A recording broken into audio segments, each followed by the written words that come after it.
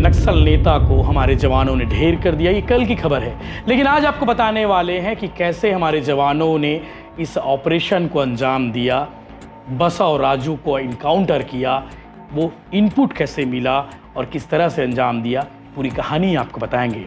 बसा और राजू को मार गिराना कितना अहम है, इस बात का अंदाज़ा आप लगा सकते हैं कि उसका शव नारायणपुर जिला मुख्यालय हेलीकॉप्टर से लाया गया। बसा और राजू वही नक्सली था जिसने हिड़मा के हाथों में हथियार दी और उसके बाद सबसे दुर्दांत बटालियन को बसा और राजू ने तैयार किया। वो बटालियन हिड़मा का था। जब सिर्फ डीआरजी के जवानों को भेजा गया, इससे पहले के सभी ऑपरेशन में अलग अलग बल के जवानों के साथ डीआरजी जवान रहते थे। इस बार नारायणपुर, कोंडागांव, बीजापुर और दंतेवाड़ा के 1000 से ज़्यादा जवान माड़ में दाखिल हुए और सबसे बड़े नक्सल लीडर को ढेर कर दिए। भारत माता की जय, जय जवान, जय किसान, जय छत्तीसगढ़। बिल्कुल हमारे जवानों के जय घोष आपने सुना होगा। किस तरह से सबसे बड़े ऑपरेशन और सबसे बड़े नेता को ढेर करने के बाद, नक्सल नेता को ढेर करने के बाद हमारे जवान इस तरह से जय घोष कर रहे हैं। चेहरे की मुस्कान बता रही है। और ऑपरेशन को किस तरह से जंगल में अंजाम दिया गया वो तस्वीर भी आपने देखी होगी। और पहली बार इस ऑपरेशन में कुछ चीज़ें हुई हैं। अबुझमाड़ के माड़ में सबसे बड़े नक्सल नेता को हमारे जवानों ने ढेर कर दिया। ये कल की खबर है, लेकिन आज आपको बताने वाले हैं कि कैसे हमारे जवानों ने इस ऑपरेशन को अंजाम दिया, बसा और राजू को इनकाउंटर किया, वो इनपुट कैसे मिला और किस तरह से अंजाम दिया, पूरी कहानी आपको बताएंगे। कुछ चीज़ें इस ऑपरेशन में पहली बार हुई है, ये भी आपको आज जानने को मिलेगा कि कैसे पहली बार किसी नक्सली का शव हेलीकॉप्टर से लाया गया, कैसे पहली बार कोई नक्सली नेता, महासचिव लेवल का नेता मारा गया, ढेर हुआ है, ये पहली बार हुआ है। तो आज पूरी कहानी आपको बताएंगे। इस मामले को लेकर आज नारायणपुर में प्रेस कॉन्फ्रेंस हुई। इसके अलावा मुख्यमंत्री विष्णुदेव साय, छत्तीसगढ़ के गृह मंत्री विजय शर्मा और इसके अलावा डीजी, सीआरपीएफ, तमाम अधिकारी, तमाम सुरक्षा बलों के अधिकारियों के साथ में आज प्रेस कॉन्फ्रेंस हुई। वो भी आप आगे देखेंगे कि मुख्यमंत्री विष्णुदेव साय ने इस ऑपरेशन को लेकर क्या कुछ बताया है, वो भी आप सुनना चाहिए। इसके अलावा आपको बता दें कि हिड़मा के बारे में आपने सुना ही होगा, बसा और राजू के बारे में आप सुनते ही थे, हिड़मा के बारे में आपने सुना होगा। तो हिड़मा को हिड़मा बनाने वाला कोई और नहीं, बसा और राजू था। बसा और राजू वही नक्सली था जिसने हिड़मा के हाथों में हथियार दी और उसके बाद सबसे दुर्दांत बटालियन को बसा और राजू ने तैयार किया। वो बटालियन हिड़मा का था। इसके साथ साथ आपके मन में सवाल होगा कि भैया ये तो नक्सल का बहुत बड़ा नेता था, फ्रंट लाइन था, सबसे बड़ा महासचिव अपने आप में बहुत बड़ी पोस्ट होती है, ये वो शख्स था तो बिना सुरक्षा के घूम रहा था क्या? तो आपको बताएंगे कि बसा और राजू की सुरक्षा लेयर कैसी होती थी। तो सब आपको शुरुआत से बताते हैं। इस ऑपरेशन के बारे में आपको बताते हैं कि कैसे एक गनमैन की मुखबिरी भारी पड़ गई। पता चला है कि गनमैन ने मुखबिरी की थी। अब वो गनमैन जो आज से कुछ दिन पहले, कुछ सप्ताह पहले आत्मसमर्पण किया था। और इसके अलावा आपको बता दें, जब हमारे जवानों ने ऑपरेशन को लॉन्च किया, हमारे जवानों ने जब गोली बरसाई तो बसा और राजू के सारे गनमैन मारे गए। कहा जा रहा है कि 40 से ज़्यादा नक्सली थे और कई नक्सली वहाँ से घायल अवस्था में भाग निकले हैं। ये भी आपको बताते हैं। इस मामले में जो अपडेट आया है कि 3 लेयर सिक्योरिटी में बसा और राजू रहता था और ये सबसे बड़े पद पर बसा और राजू था। और बसा और राजू के साथ हर वक्त प्लाटून नंबर 7 के 40 नक्सली बॉडीगार्ड के रूप में रहते थे। और बुधवार को जब मुठभेड़ हुई, उसके बॉडीगार्ड ही मारे गए जो उसे अबुझमाड़ से दूर सेफ इलाके में ले जा रहे थे। वह लंबे वक्त तक अबुझमाड़ में ही था और बस्तर के मौजूदा हालात को देखते हुए उसने शिफ्टिंग की सोची और इसीलिए अबुझमाड़ के इलाके से वो कहीं और शिफ्ट हो रहा था। लेकिन हमारे सुरक्षा जवानों को इनपुट तगड़ा मिला, लगातार इनपुट मिल रहे थे, लेकिन इस बार जो इंटेल मिला, इस बार जो सूचना मिली वो पुख्ता थी। और उसके बाद हमारे जवानों ने इस ऑपरेशन को लॉन्च किया और बसा और राजू को मार गिराया। आपको और अपडेट बताते हैं इस मामले में, जो कहानी सामने आई है जो आपको जानना चाहिए। पीएलजीए की प्लाटून कमांडर 7 में 40 नक्सली हर वक्त होते थे, मैंने आपको बताई दिया है, और 27 नक्सली मारे गए हैं। और बसा और राजू अबुझमाड़ में मूवमेंट में था। बस्तर के मौजूदा हालात को देखते वो एक जगह पर टिक नहीं पा रहा था। और आपको ये भी बता दें कि इसके इनपुट फोर्स को बसा और राजू का गनमैन रहा एक नक्सली सरेंडर ने दिया था। और इस नक्सली के सरेंडर के साथ ही फोर्स ने बसा और राजू से जुड़े हर इनपुट पर काम करना शुरू किया। बताया जा रहा है कि 1 महीना से बसा और राजू के करीब पहुंचने की तैयारी चल रही थी। एक सटीक इनपुट ने फोर्स को नक्सल इतिहास की सबसे बड़ी सफलता दी है। ये आज अखबार में छपा है, पत्रिका अखबार में इस एंगल से खबर छापी गई है, यानी कि उन्होंने बताया है कि इनसाइड स्टोरी में पत्रिका अखबार के पत्रकार साथी ने इसे छापा है, इसे बताया है। अब ये भी कहा जा रहा है कि नक्सल जो संगठन है वो नेतृत्वहीन नहीं रह सकता और इसीलिए गणपति को फिर से कमान देने की तैयारी चल रही है। पत्रिका ने एक और इसमें खबर भी बताया है कि नक्सल संगठन ज़्यादा वक्त तक नेतृत्वहीन नहीं रह सकता, भले ही जारी लड़ाई को अंतिम लड़ाई कहा जा रहा है, पर नक्सली इस लड़ाई में भी तभी सर्वाइव कर पाएंगे जब उनके पास कोई नेतृत्व होगा। ऐसे में माना जा रहा है कि पूर्व जनरल सेक्रेटरी गणपति की वापसी हो सकती है, वह बसवराजू का पद संभाल सकता है।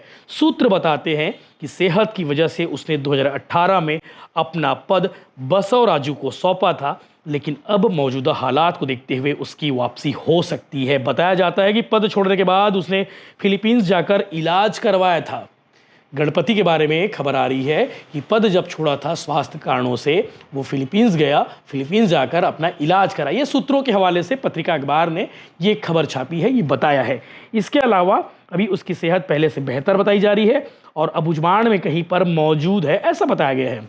संगठन में बसवराजू के बाद किसी को प्रमोट करने जैसी स्थिति नहीं है। बसवराजू के बाद संगठन में सेकेंड लाइन लीडरशिप के बीच टकराव की स्थिति लंबे वक्त से बनी हुई है। किसी भी तरह का असंतोष पैदा ना हो, इसलिए गणपति की वापसी हो सकती है। गणपति काफ़ी चर्चित नाम है। इसके अलावा बसवराजू का मारा जाना इतना अहम कि उसे हेलीकॉप्टर से उसके शव को लाया गया, ये कैसे, ये भी आपको बताते हैं। बसवराजू को मार गिराना कितना अहम है, इस बात का अंदाज़ा आप लगा सकते हैं कि उसका शव नारायणपुर जिला मुख्यालय हेलीकॉप्टर से लाया गया। बुधवार को दिन भर नारायणपुर जिले का मौसम खराब था और इसीलिए हेलीकॉप्टर मौके पर नहीं पहुंच पाया था और बाकी शव को लेकर जवान पैदल निकल चुके थे। बसवराजू का शव तगड़ी सुरक्षा के बीच लाया गया, उसे सुरक्षित नारायणपुर तक लाने कहा गया था। ऐसा पहली बार हो रहा है जब किसी नक्सल लीडर के शव को इतनी एहतियात बरती जा रही उसके लाने में। और बुधवार देर रात तक उसकी बॉडी जंगल में ही थी। बॉडी को 1000 से ज़्यादा जवान घेरे हुए थे और गुरुवार सुबह सूरज की पहली किरण के साथ उसकी बॉडी को नारायणपुर मुख्यालय लाया गया। इस ऑपरेशन को लेकर एक और बात इंपॉर्टेंट है जो आपको जानना चाहिए। आखिर डीआरजी के जवानों ने ही इस ऑपरेशन को क्यों अंजाम दिया, ये भी आपको बताते हैं। नक्सल इतिहास के सबसे बड़े ऑपरेशन की जब भी सफलता की बात होगी, डीआरजी जवानों का जिक्र जरूर होगा और डीआरजी के जवान ही इस ऑपरेशन पर क्यों गए, इसकी चर्चा अब देश भर में हो रही है। तो ऐसा इसलिए क्योंकि बड़े ऑपरेशन में अलग अलग सुरक्षा बल के जवान होने पर समन्वय में दिक्कत होती है। वहीं डीआरजी के जवान माड़ के चप्पे चप्पे से वाकिफ थे, इसलिए उन्हें भेजा गया। ऐसा पहली बार हुआ है जब सिर्फ डीआरजी के जवानों को भेजा गया। इससे पहले के सभी ऑपरेशन में अलग अलग बल के जवानों के साथ डीआरजी जवान रहते थे।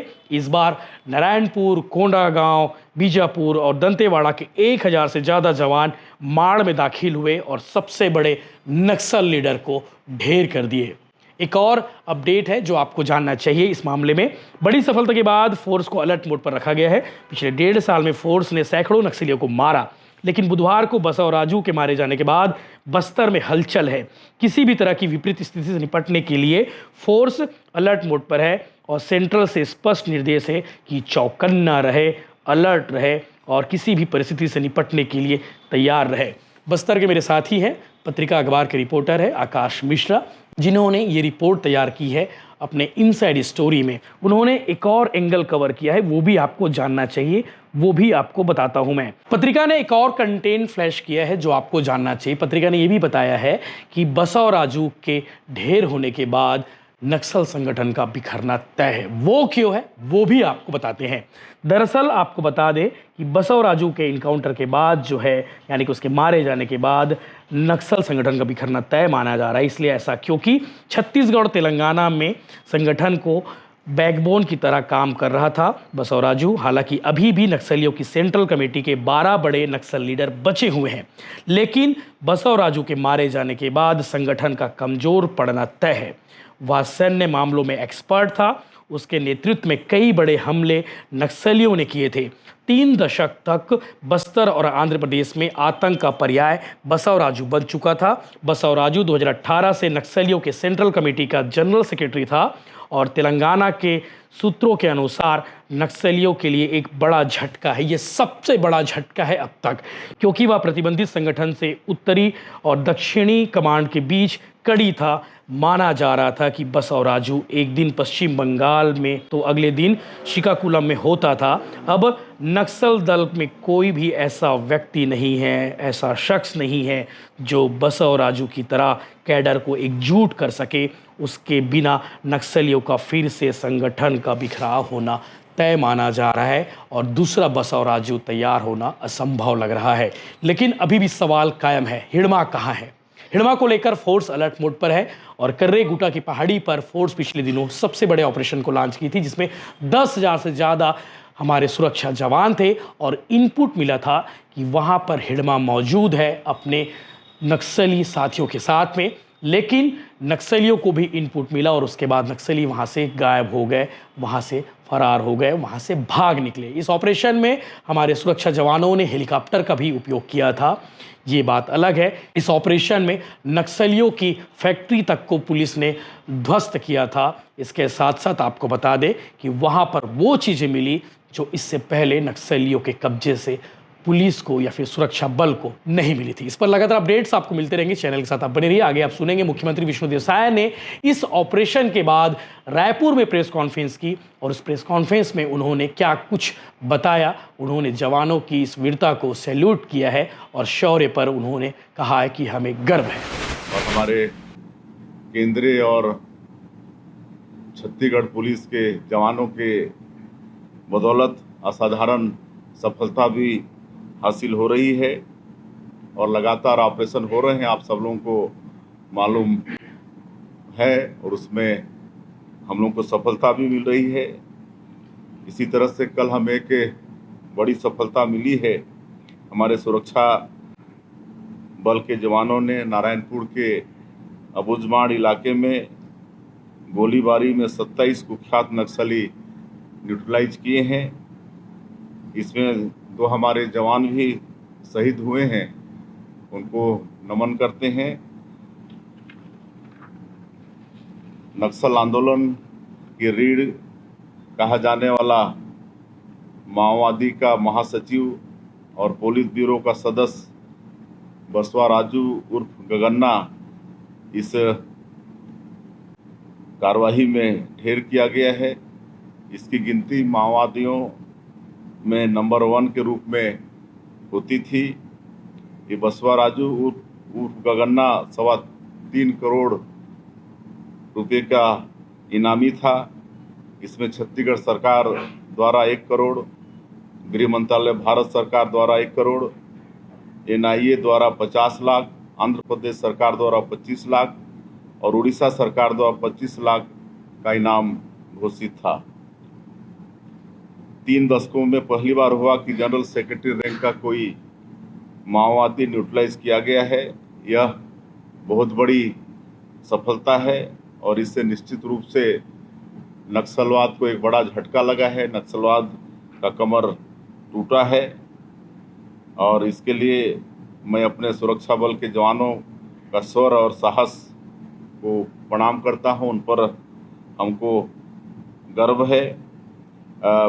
कई महीनों से हमारे जवानों को इनपुट मिल रहे थे कि छत्तीसगढ़ और तेलंगाना की सीमा जो कर्रे गुटालू का पहाड़ी है उसमें नक्सलियों का जमावड़ा है और उसमें भी हमारे जवानों ने लंबे समय तक शौर्य का परिचय देकर वहाँ भी भारी सफलता हासिल की। मैं स्वयं कर्रेगुड़ा के पास वाले कैंप में गया था गलगम में और उन जवानों से मुलाकात की थी, उनसे वार्तालाप भी किया था और उन्होंने जो 21 दिनों तक ऑपरेशन किया और कैसे कैसे कठिनाई सहे वो सब उनसे वार्तालाप हुआ। तो इस तरह से हमारे जवान बड़े मुस्तैदी से नक्सलवाद के खिलाफ में लड़ रहे हैं और इसमें कहीं ना कहीं डबल इंजन की सरकार है उसका भी लाभ है। और हमारे देश के यशस्वी गृह मंत्री अमित शाह जी 1.5 साल में कई बार छत्तीसगढ़ में आए हैं, हमारे जवानों के साथ मुलाकात की है, उनके साथ भोजन किए हैं, उनका हौसला अफजाई किए हैं और इस सब के कारण भी हमारे जवान बड़े मुस्तैदी से लड़ पा रहे हैं। हम स्वयं एक नक्सली कैंप में एक रात गुजारे थे। हमारे प्रदेश के ऊर्जावान गृह मंत्री ये भी लगातार उनके संपर्क में रहते हैं और उनका मनोबल हमेशा बढ़ा रहता है और बड़ी मुस्तैदी से नक्सलवाद के साथ वो लड़ पा रहे हैं। और हम लोग, जैसा आदरणीय गृह मंत्री जी ने कहा कि हम लोग शुरू से ही नक्सलियों को आह्वान करते रहे कि आप हिंसा छोड़िए, गोलीबारी की ये भाषा छोड़िए, विकास की मुख्यधारा से जुड़िए। आपके साथ सरकार न्याय करेगी, आप लोगों को अच्छा पुनर्वास देंगे और इसका परिणाम भी सामने आया है। काफ़ी संख्या में, सैकड़ों की संख्या में नक्सली आत्मसमर्पण भी किए हैं और उनके लिए सरकार के तरफ से अच्छे काम हो रहे हैं। उनको स्किलिंग करा रहे हैं ताकि आगे उनका आजीविका ठीक से चले। उनके बच्चों को नौकरी देने का भी काम कर रहे हैं। कोई इनामी नक्सली अगर सरेंडर करता है तो उसको शहरी क्षेत्र में 4 डिसमिल और ग्रामीण क्षेत्र में 1 हेक्टर कृषि जमीन देने का भी हमारे पुनर्वास नीति में व्यवस्था है। तो इस सब के कारण हम लोग उनके साथ अच्छा, जो आत्मसमर्पण कर रहे हैं उनके साथ अच्छा न्याय भी दे पा रहे हैं। और आज लगातार नक्सलवाद के साथ लड़ाई के कारण कहीं ना कहीं बस्तर क्षेत्र में शांति व्यवस्था कायम हो रही है और बस्तर ओलंपिक का सफलतापूर्वक संपन्न होना, बस्तर पंडुम का सफलतापूर्वक संपन्न होना, जिसमें 1,65,000 आपके बस्तर ओलंपिक में पंजीयन हुआ, शामिल हुए। बस्तर पंडुम में भी 47,000 लोग शामिल हुए। तो ये सब प्रमाण है कि उस क्षेत्र के लोग अब नक्सलवाद से मुक्ति चाहते हैं और विकास की मुख्यधारा से जुड़ना चाहते हैं। और अब ये नक्सली बहुत छोटे क्षेत्र में सिमट के रह गए हैं और जिस तरह से हमारे जवान लड़ रहे हैं, मुझे पूरा विश्वास है कि नक्सलवाद अंतिम सांसें गिन रहा है और हमारे माननीय प्रधानमंत्री जी और माननीय गृह मंत्री जी का जो संकल्प है वो अवश्य पूरा होगा। धन्यवाद।